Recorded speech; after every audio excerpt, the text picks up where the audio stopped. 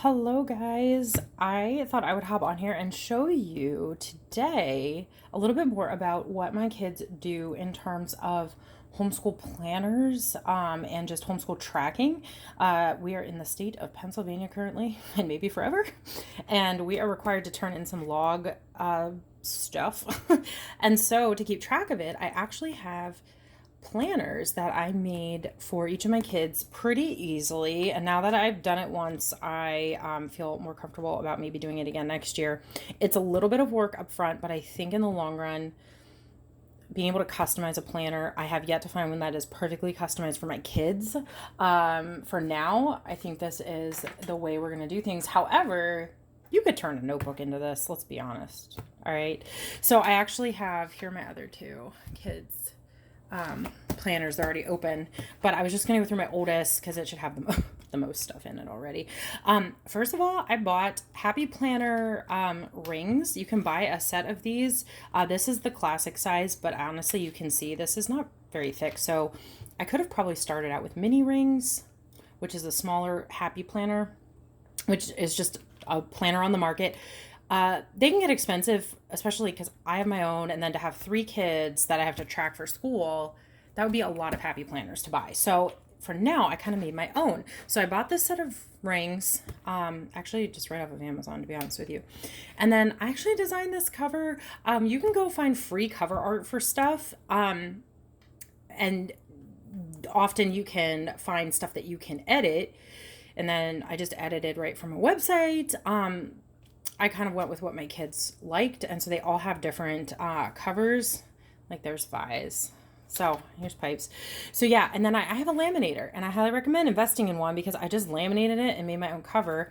I also have, for my own Happy Planner, the hole punch needed for these rings. It creates these slits in the paper so they pop right on the rings. So yes, there's a little bit of upfront investment, but like I said, I already use a Happy Planner. So that's why I do mine this way. But again, you could maybe even modify a regular notebook or a 3-ring binder instead if you don't want to invest in Happy Planner supplies right now. Okay, so then I actually should have put this here on the inside cover. Whatever. My kids wanted, they each have individual watercolor animals. Shout out to my friend Alyssa, who helped me track down some stuff for my planner. And then we are a Bible-loving Christian family. And so we did include some Bible verses, the same verses for the girls that I would like them to ideally have memorized this year, which is not hard to do. But also as a reminder that even though this is stuff we're doing in this binder, it's for God's glory. So there's a verse in the beginning. Okay, as you can see, we didn't finish filling any of this out yet, even though we've started school for the year, so you will see things that I have not done yet. Welcome to my life. But I have this, like, front page in everyone's planner here, and I have all this stuff linked on my Pinterest board, actually, which I will link in the description here, so you can check out my planner Pinterest board if you want to look at freebies and stuff that costs a couple bucks for downloads, and you can decide, what you like if you're looking to make your own at any point. So this, I believe, was part of a freebie. And then also what we didn't get to, all about me. I'm thinking maybe one weekend we will actually fill this out together because each kid has one, and my younger kids are going to need help writing it in and stuff like that. But it's just a little way to remember them, individualize it for them. Okay, then I did splurge and I bought Happy Planner dividers that have stickers with them so I customized the tabs. It was worth the expense, and I actually got them on sale, and I have the exact same ones for each kid, and I had a few left over. So I may be able to reuse these year after year, which makes me so glad. I only really have it in to keep things organized for my sake and my kids' sake. So you could totally make your own because you can buy sticky tabs, and you could make your own laminated or construction paper thick dividers, which I recommend because this is thicker and it's nice. It holds up better. So cute. Then we have an attendance log because we have to keep attendance. Today was day 45 for us. Woo woo. So I highlight the days that we've done and keep track by number. And then I cross out the weekends and the days we take off. And that's it for the whole year. It'll all be on one page. We are required by law in Pennsylvania to do 180 days. And so you can see we're getting there. 135 left. All right. The next divider page, that was our attendance log section, which is literally one page. But we also are required to keep a reading log. We're doing a really crummy job of this. I do have to go back and record a bunch more, but I did find this and I double-side printed it on cardstock so it would hold up. And I don't know, I may need to print more off, but for now I started with that. I have another divider page, and these I bought too are magnetic bookmarks that I just really love, like because here, I'll show you. We have these calendar pages. Here, I'm going to mark October. I know we're not there yet, but I turned to it. So these bookmarks are great because you just slap it on. They do work a little better on thicker pages, but they do magnetize to themselves. So it's like, it's on there, and it's a great like visual for kids, and you can buy all different kinds of these. Yes, these are happy planners. I wasn't intending to buy them, but I hit a sale when I found these dividers. And I hit a sale on these too. So I got 3 different packs for my kids. And I think there were 3 bookmarks in a pack. I don't know. We'll find some other bookmarks as we go through here, I'm sure. So I also printed off little calendars, like watercolored calendars. Again, thanks to a friend that clued me into them for this year. So my kids don't use these tons, but we have them if I need to tell my kids, okay, like I have some kids that like to cross off days. I have some kids that like to write in stuff, like my oldest dun, dun, dun, dun, wrote in her birthday. So if they want to be involved in calendar planning, they can here. I'm waiting for 2021 to come out, so I only have 2020 in here right now. I don't know. If they're not into them, I probably won't print more and waste paper, but we're just trying this calendar section out. It also helps with our school days because I can say, okay, it's Wednesday, December, whatever, 2nd, mark your page accordingly, kids, when they do their work. All right, another divider. This one is for their checklists, which this is the main section we use the most. Okay, let me show you here. So this was week 1. I have them by weeks. They look busy. I know they are. I'm going to flip all the way to where we're at right now because it's a little less busy because we just started a new week. So I'm still figuring out how I do this. Actually, I'm going to start here. You can see my kiddo has like dry erase markers stuck to this. I created these daily chore task pages for each kid. They're exactly the same. I let them pick their colors. Like it's the exact same layout, the exact same list, and the exact same Bible verse. And then the kids got to pick, like I could individualize the color. I made this on Canva, actually on the free version of Canva, although I do recommend Canva Pro actually for a lot of different reasons, but the free version of Canva has a lot to offer, and this is where I created this, and it was not hard, and now I have this checklist. There are a few things I would probably modify on here, but at least now my kids know every day, kind of sometimes even before we start school. I know some of this seems silly, but I mean, these are like the struggles in our house.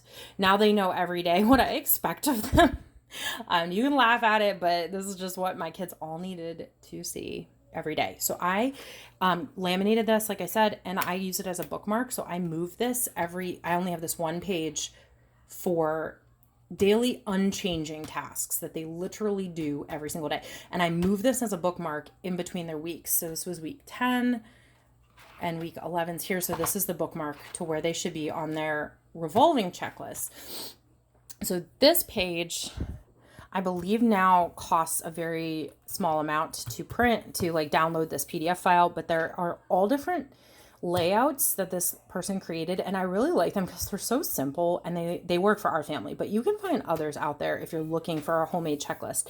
I printed this on cardstock knowing that I would need it to hold up, and I figured out how to double-sided print it. Don't ask me how. I have to refresh my memory because I'm going to need to print more here soon.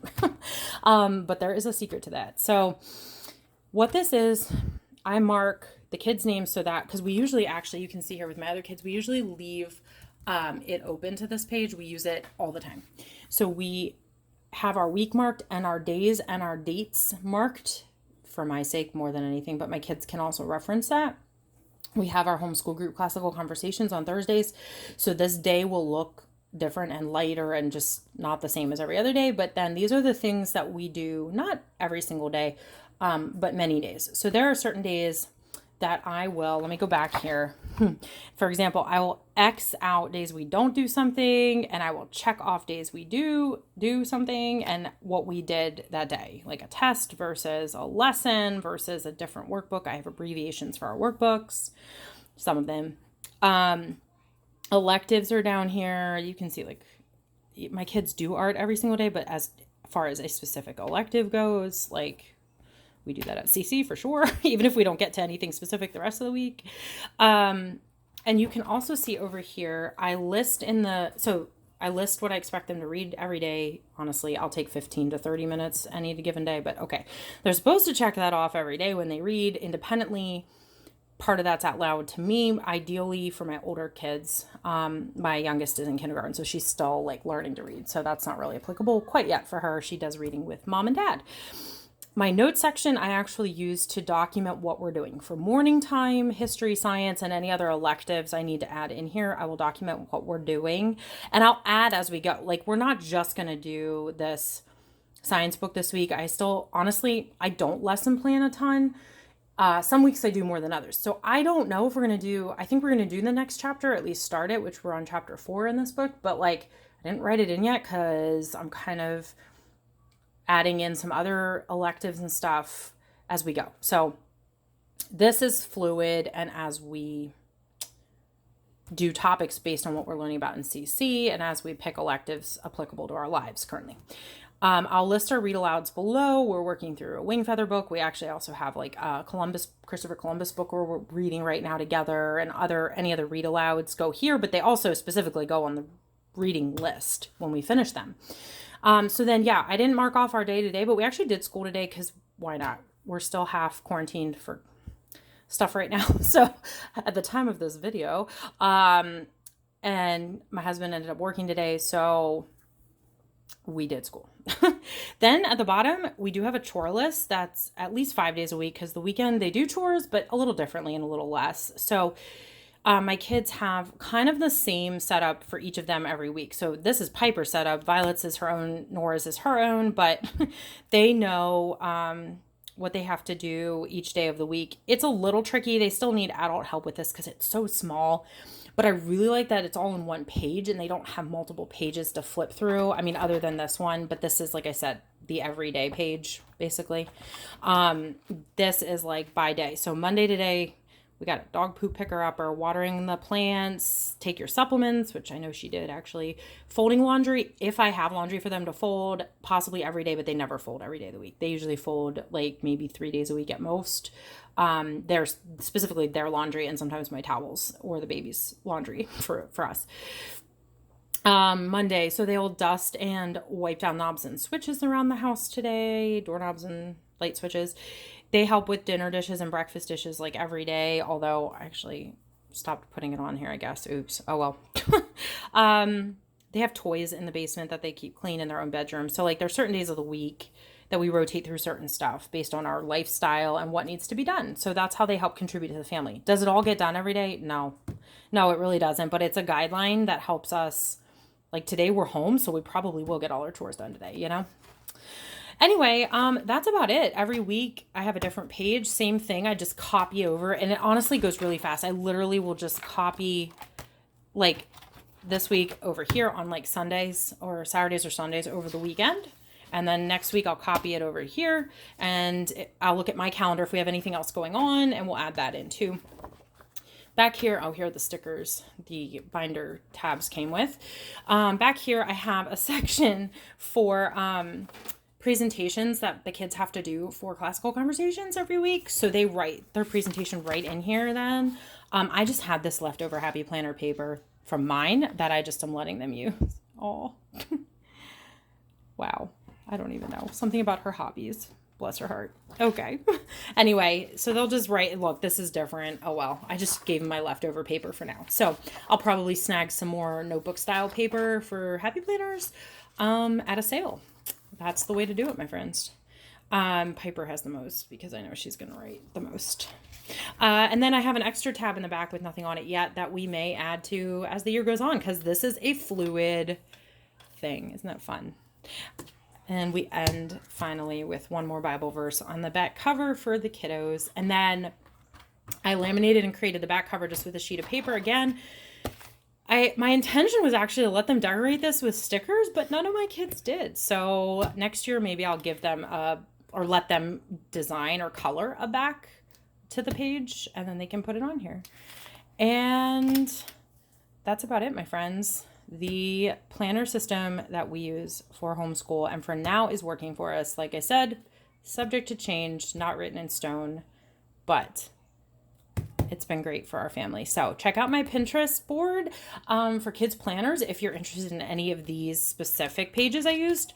And I'd love to hear about what kind of planner system you are using for your homeschool, especially, or schooling at home if you're in that boat this year. All right, guys, talk to you later.